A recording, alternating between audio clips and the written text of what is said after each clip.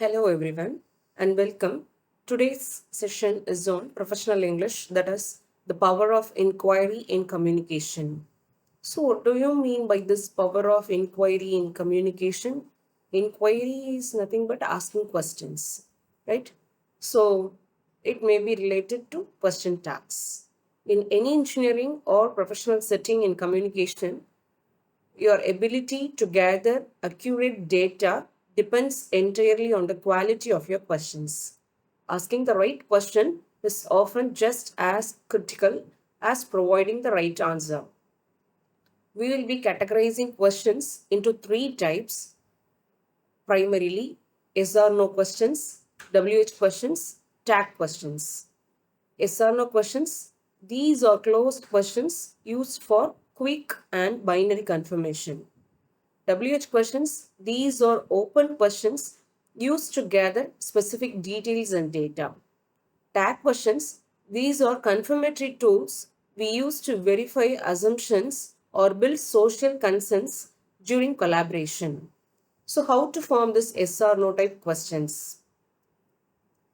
So, visually, you have to bring out the auxiliary or the modal auxiliaries, plus it must carry the subject plus the verb form plus the object. So this is the basic formula for framing a yes or no questions. So let us start with the mechanics of yes or no questions. The core mathematical formula for this structure is moving your auxiliary or the modal verb to start of the sentence. We have direct inversion. If your statement uses the verb to be or a model like can, you simply swap the positions of the subject and that verb. For example, it is windy becomes is it windy, or he can bake becomes can he bake. And there is another sort in which we look at do, does, or did support. If your sentence has no auxiliary verb, for example, Nina plays the violin, we must add a dummy auxiliary like does to carry the tense.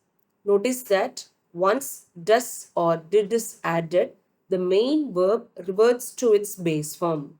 Nina plays becomes does Nina play, and the past tense Nina played becomes did Nina play. WH questions, seeking specific information. For example, the grid of WH words, that is who, what, where, when, why, and how. Now let's move to WH questions, which are the backbone of the data gathering.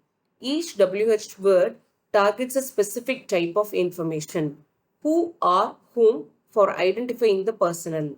What or which for identifying the objects or making choices between specific options. Where for location, when for scheduling, and why for identifying root causes or reasons. How is particularly important in engineering as it asks about the manner, process, or quantitative amount. When asking about the subject, we simply replace the subject with the WH word who is playing. However, when asking about the object, we must use inversion what is Nathan playing. The crucial rule, that is the subject questions, it is a critical rule regarding who, what, which, and whose. This is a point where many students struggle, so please pay close attention. When the WH word itself is the subject of the sentence, we follow a critical rule: do not use an auxiliary. In these verbs, the question behaves exactly like a statement. Look at the example. What fell off the wall?